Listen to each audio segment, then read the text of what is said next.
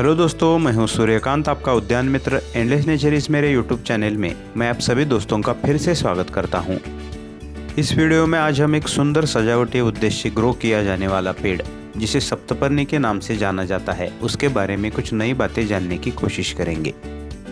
दोस्तों, हमारे आसपास के प्राकृतिक वातावरण में या फिर हमारे प्लांट गैलरी के आउटडोर गार्डन में मोस्टली डेकोरेटिव पर्पज़ के लिए लगाए जाने वाला यह सप्तपर्णी का पौधा है, लेकिन पिछले कुछ सालों से इसके कुछ साइड इफेक्ट की वजह से यह पेड़ डिबेट से या फिर विवाद से घिरा है। उसके बारे में हम वीडियो में आगे जानने की कोशिश करेंगे।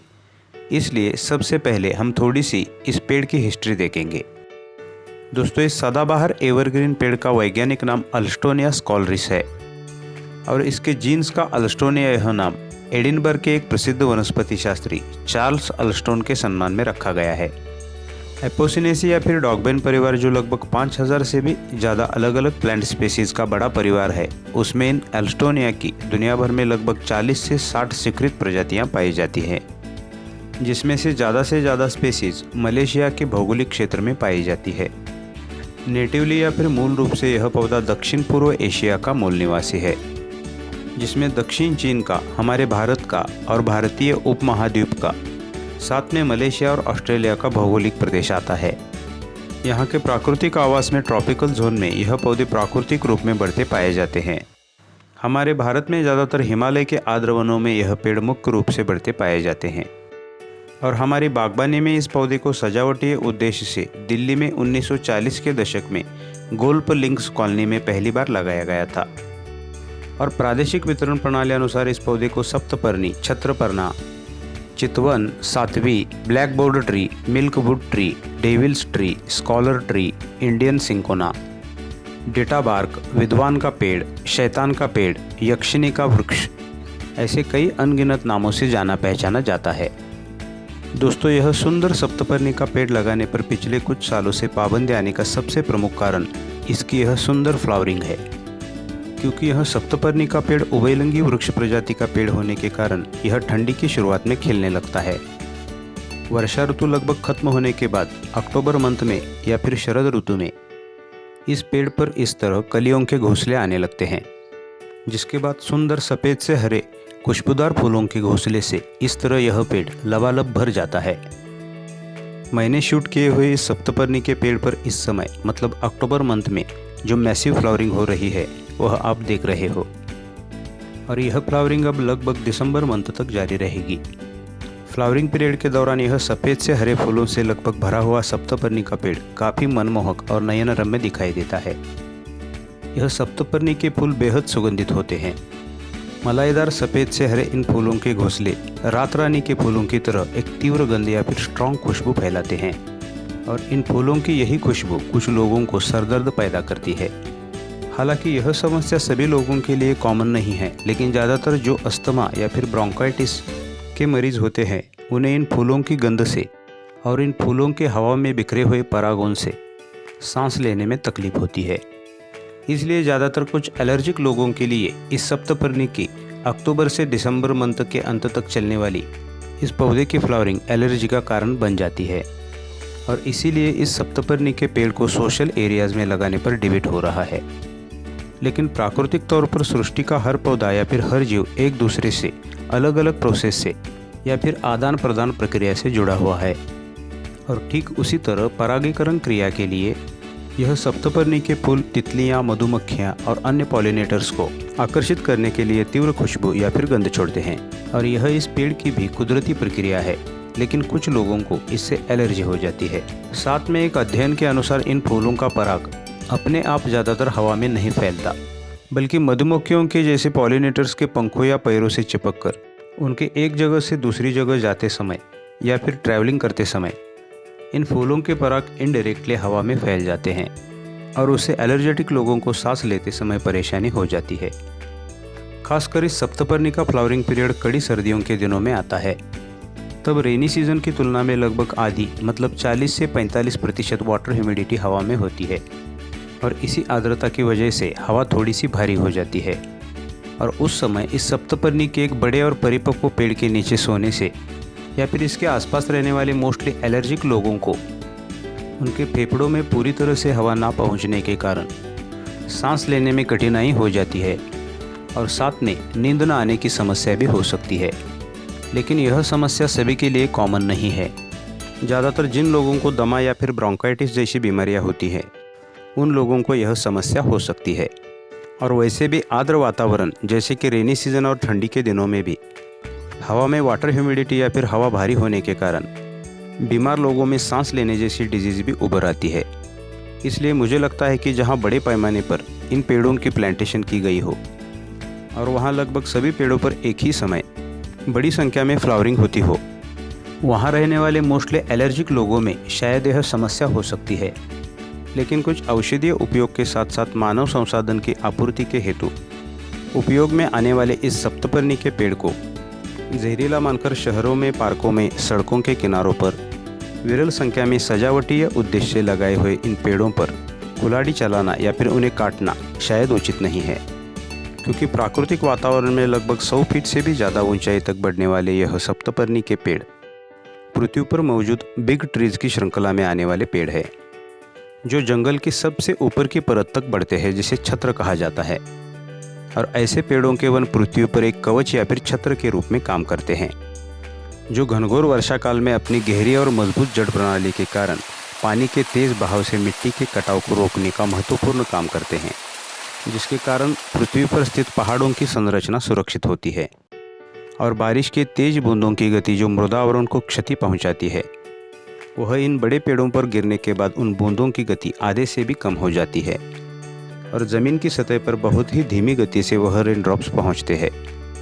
सृष्टि की ऐसी घटनाओं का अवलोकन करने के बाद सृष्टि निर्माता की सोच कितनी गहरी और प्री प्लानड है, इसका हम अंदाज़ा लगा सकते हैं। हम इंसानों की सिविलाइजेशन में शायद कुछ साइड इफ़ेक्ट्स इस पेड़ की वजह से हो सकते हैं, लेकिन सृष्टि के हर जीव जंतु पेड़ पौधों के निर्माण के पीछे कुदरत की उसके अद्भुत साइकिल को चलाने की एक खास व्यवस्था होती है और इसके लिए हमें बहुत ही बारीकी से कुदरत का अवलोकन भी करना होगा।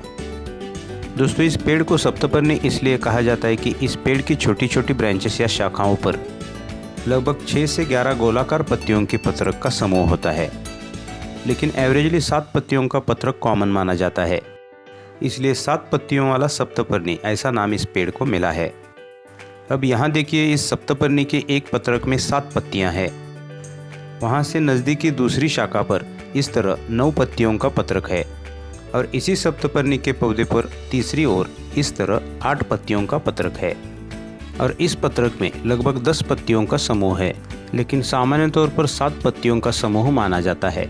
यह पत्तियां नीचे की तुलना में ऊपर की तरफ काफ़ी चमकदार होती है और पत्तियों को 2 भागों में विभाजित करने वाली मुख्य रेखा स्पष्ट रूप से दिखाई देती है। दोस्तों, इस सप्तपर्णी के कुछ पेड़ों की पत्तियों पर इस तरह पीले कलर्स के बबल्स जैसी डिजीज दिखाई देती है। वह ज़्यादातर पैरोप्सिला ट्यूबरकुलाटा जैसे विषाणु के कारण दिखाई देते हैं। दोस्तों, इस सप्तपर्णी के पेड़ को मिल्कवुड ट्री इसलिए कहा जाता है क्योंकि इसकी स्टेम या छाल को काटने पर इस तरह दूधिया रस निकलता है और यह दूधिया रस जहरीला होता है, क्योंकि इस चिपचिपे दूधिया रस में जहरीले अल्काइड्स पाए जाते हैं, जो ओरली कनेक्शन से हमारे लिए और हमारे जानवरों के लिए भी विषाक्त साबित हो सकते हैं। और इसी दूधिया सैप के विषाक्तता के कारण जानवर भी इस पेड़ से थोड़ी दूरी बनाए रखते हैं, इसलिए इस पौधे से निकलने वाला दूधिया रस विषाक्त होता है। यह बात हमें ध्यान में रखनी है। लेकिन कुदरत के बहुत से पौधे अपने खुद के संरक्षण के लिए ऐसी विषाक्त तकनीक अपनाते हैं, क्योंकि शाकाहारी प्राणियों द्वारा उन्हें ना खाया जाए और उनके प्रजाति का कुदरती रूप से संरक्षण हो। दोस्तों, विषाक्तता के बावजूद भी इस पेड़ में बहुत से औषधीय गुण भी पाए जाते हैं। इस सप्तपर्णी के पेड़ की छाल से जो पेस्ट बनाया जाता है, वह ज़्यादातर त्वचा रोग या फिर त्वचा में होने वाले क्रोनिक अल्सर के इलाज में आयुर्वेद द्वारा किया जाता है।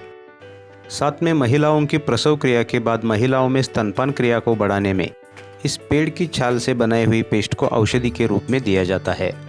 साथ में हमारे भारतीय आयुर्वेदा में पंचकर्म चिकित्सा पद्धति में इस सप्तपर्णी के वृक्ष की छाल का उपयोग किया जाता है। साथ में कुष्ठ रोग जैसे डिजीज़ में इस पौधे की जड़ का रस दूध के साथ मिलाकर दिया जाता है और इस पौधे से बनाई हुई औषधि हमारे पाचन तंत्र में भी काफ़ी सुधार लाती है। साथ में जख्मों के घाव भरने के लिए, दस्त को रोकने के लिए और सर्पदंश में भी इस पौधे से बनाई हुई औषधि का उपयोग किया जाता है। साथ में कुछ प्रोसेस के अंतर्गत इस पौधे की पत्तियों का उपयोग बेरी जैसे रोगों में, जिसमें विटामिन B1 की कमी होती है, उसके इलाज में किया जाता है। साथ में तेज़ बुखार में भी इस पौधे से बनाई हुई औषधि काफ़ी उपयोगी साबित हो चुकी है। इस सप्तपर्णी के पौधे की जो छाल होती है उसे डिटा बार्क कहते हैं, जिसका उपयोग पारंपरिक चिकित्सा पद्धति में अस्थमा, बुखार और दस्त जैसे रोगों के इलाज में किया जाता था। साथ में इस सप्तपर्णी के पेड़ को इंडियन सिंकोना भी कहा जाता है, क्योंकि इस पेड़ की छाल में भी सिंकोना वृक्ष की तरह कुनैन नाम की औषधि पाई जाती है, जिससे मलेरिया विरोधी औषधि बनाई जाती है। और सिंकोना वृक्ष की तरह कुनैन नाम का रसायन या फिर औषधि इस सप्तपर्णी के छाल में भी पाई जाती है। लेकिन फिर भी इस पौधे से बनाई गई कोई भी दवा लेने से पहले हमें सही चिकित्सक या फिर डॉक्टर की सलाह लेनी चाहिए। इस सप्तपर्णी के पेड़ की लकड़ी सॉफ्ट होने के कारण पेंसिल्स बनाने के लिए इसकी लकड़ी काफ़ी अच्छी मानी जाती है। इसकी छाल से ब्लैकबोर्ड और स्लेट्स बनाए जाते हैं, इसलिए इसे सामान्य तौर पर ब्लैक बोर्ड ट्री भी कहा जाता है। साथ में इसकी लकड़ी से हमारे रसोई घर में ट्रेंचर्स भी बनाए जाते हैं। श्रीलंका जैसे देशों में इसकी लकड़ी का उपयोग मुर्दों के लिए ताबूत बनाने के लिए भी किया जाता था। ऐसे इस सप्तपर्णी के पेड़ के हमारे सोशल लाइफ में बहुत से उपयोग हैं। इस सप्तपर्णी के पेड़ के बहुत से आध्यात्मिक या फिर स्पिरिचुअल फीचर्स भी है। लेकिन उससे पहले इस पेड़ की सनलाइट नीड, पानी की ज़रूरत और खाद के बारे में थोड़ा जानेंगे। दोस्तों, यह सप्तपर्णी का पेड़ बिग एवेन्यू ट्रीज की श्रृंखला में आने वाला एक जंगली पेड़ है। इसलिए इस पेड़ को टोटली आउटडोर गार्डन में पूर्ण सूरज की रोशनी के नीचे ही हमें ग्रो करना है। पानी की ज़रूरत के बारे में देखा जाए तो जब यह पौधा एक बेबी प्लांट के रूप में होता है तो थोड़ा सा ज़रूरत अनुसार हमें इसको पानी देना है। लेकिन जब यह पौधा एक बार सेट हो जाता है तो पानी की तलाश में इसकी जड़ें ज़मीन के अंदर दूर तक चली जाती है और धीरे धीरे यह पेड़ पानी के मामले में आत्मनिर्भर बनने लगता है। आउटडोर गार्डन में या फिर प्राकृतिक आवास में यह सप्तपर्णी का पेड़ जैसे जैसे मैच्योर होने लगता है तब यह पेड़ अपनी एक बहुत ही गहरी स्ट्रॉन्ग रूट प्रणाली बनाता है। इसलिए यह वृक्ष प्रजाति होने के कारण ज़्यादा से ज़्यादा हमारे प्लांट गैलरी में खुली जगह के अभाव के कारण बड़े कंटेनरों में 2, 3 या 4 सालों तक ग्रो कर सकते हैं। लेकिन उसके बाद इस पेड़ को हमें ज़मीन में लगाना पड़ेगा। वैसे देखा जाए तो पॉट्स या कंटेनरों में लगाने के लिए यह पौधा नहीं है। बस हमारे आउटडोर गार्डन में इसे लगाते समय हमें एक बात ध्यान में रखनी है कि इस सप्तपर्णी के पेड़ को हमारे घर के ज़्यादा नज़दीक ना लगाएं, क्योंकि एक परिपक्व आकार तक इस पेड़ को अगर हम बढ़ने देते हैं तो हमारे घर के सिविल कंस्ट्रक्शन को या फिर हमारे घर के नींव को इसकी जड़ें नुकसान पहुंचा सकती है। लेकिन फिर भी हमारे प्लांट गैलरी में डेकोरेटिव पर्पज़ के लिए इस पेड़ को अगर हम ग्रो करना चाहते हैं तो घर के नज़दीक लगाए गए पेड़ों को प्रूनिंग या कटिंग के माध्यम से हमें मर्यादित रखना है। खाद या फर्टिलाइज़र के बारे में देखा जाए तो इस सप्तपर्णी के पौधे के लिए ज़मीन में स्थित अवेलेबल न्यूट्रिशन ही काफ़ी होता है। प्राकृतिक वातावरण में इस पेड़ की जड़ें गहराई से ज़मीन के अंदर से पोषण प्राप्त कर लेती है। इस पेड़ से रिलेटेड बहुत से सोशल और स्पिरिचुअल फीचर्स भी है। आध्यात्मिक तौर पर देखा जाए तो बौद्ध धर्म में ऐसा माना जाता है कि पहले बुद्ध ने आत्मज्ञान प्राप्ति के लिए इसी पेड़ की छाया का सहारा लिया था। लेकिन इसके विपरीत एक मिथक या फिर एक मान्यता के अनुसार कुछ आदिवासी लोग इस सप्तपर्णी के पेड़ को शैतान का पेड़ भी मानते हैं। इसलिए इस पेड़ को सामान्य तौर पर डेविल्स ट्री भी कहा जाता है। आदिवासियों के मान्यता अनुसार इस पेड़ पर भूतों का निवास होता है और इस पेड़ के नीचे सोने से वह इंसान इस पेड़ पर रहने वाले भूतों के वश में हो जाता है, ऐसी मान्यता है। क्योंकि उनकी मान्यता के अनुसार इस सप्तपर्णी का एक बड़ा पूर्ण विकसित पेड़ दिखने में डरावना दिखता है। लेकिन ऐसी कई मान्यताएं बहुत से पौधों के साथ जुड़ी हुई है। एक मान्यता अनुसार इमली के पेड़ों पर भी ब्रह्म राक्षस रहता है, ऐसा हमारे पुराणों में लिखा गया है। तो क्या हम हमारे भोजन के अनेक व्यंजनों को स्वादिष्ट बनाने वाली इमली के पेड़ को काटना चाहेंगे? दोस्तों, इस सप्तपर्णी के पेड़ को पश्चिम बंगाल का राज्य वृक्ष भी माना जाता है। विश्व भारती विश्वविद्यालय, जो पश्चिम बंगाल का एक राष्ट्रीय महत्व का संस्थान या फिर विद्यालय है, उसमें एक समारोह के अंतर्गत उत्तीर्ण छात्रों को भारत के प्रधानमंत्री द्वारा इस सप्तपर्णी की पत्तियां प्रदान की जाती थी। लेकिन यह प्रथा तब तक ठीक थी जब तक हमारे भारत में प्रचुर मात्रा में जंगल पाए जाते थे। लेकिन आज के दौर में पर्यावरण विनाश और पेड़ों की घटती हुई संख्या को ध्यान में रखते हुए अब विश्वविद्यालय के कुलपति सिर्फ कुलाधिपति की ओर से इस सप्तपर्णी का सिर्फ एक पत्ता स्वीकार करते हैं, क्योंकि इस रस्म की शुरुआत विश्व भारती विश्वविद्यालय के संस्थापक रविंद्रनाथ टैगोर जी ने की थी और महज उस रस्म को निभाने के लिए इस सप्तपर्णी का सिर्फ एक पत्ता स्वीकार किया जाता है। राज्य वृक्ष होने के कारण पश्चिम बंगाल में इस पेड़ का काफ़ी महत्व है। एक मान्यता अनुसार इस सप्तपर्णी के पेड़ के बारे में ऐसा भी माना जाता है कि इस सप्तपर्णी के फूलों से भरे पेड़ के नीचे बैठने से इसके फूलों की खुशबू एकाग्रता बढ़ाने में मदद करती है और आध्यात्मिक लोग इस पेड़ के नीचे समाधि अवस्था का अनुभव करते हैं और इसलिए इस सप्तपर्णी के पेड़ को विद्वान का पेड़ भी कहा जाता है। दोस्तों, वैसे देखा जाए तो दुनिया में हर व्यक्ति वस्तु में जैसे गुण होते हैं वैसे अवगुण भी होते हैं। इसलिए इस सप्तपर्णी के पेड़ के भी आध्यात्मिक, सामाजिक और भौतिक उपयोगों को ध्यान में रखते हुए कुछ साइड इफेक्ट की वजह से इन पर कुल्हाड़ी चलाना उचित नहीं है, क्योंकि हम इंसानों के निर्माण के लाखों साल पहले कुदरत ने यह पेड़ पौधे उगाए हैं। इसलिए सृष्टि के सभी पेड़ पौधे हमारे सिविलाइजेशन के कई साल पहले के हैं और इसलिए उन्हें अंधाधुंध तरीके से काटना और इस पृथ्वी को बंजर बनाने का हमें कोई अधिकार नहीं है। अच्छा तो दोस्तों, अगर वीडियो अच्छी लगी तो वीडियो को लाइक, शेयर और चैनल को सब्सक्राइब करना ना भूलें और पास के बेल आइकन को भी प्रेस कर दें, जिससे आगे आने वाली वीडियोस की नई नोटिफिकेशंस आपको समय पर मिलती रहेंगी। अगले वीडियो में फिर मिलेंगे ऐसे ही एक नए पौधे के साथ और कुछ नई जानकारी के साथ। टिल देन, गुड बाय, ओम साई।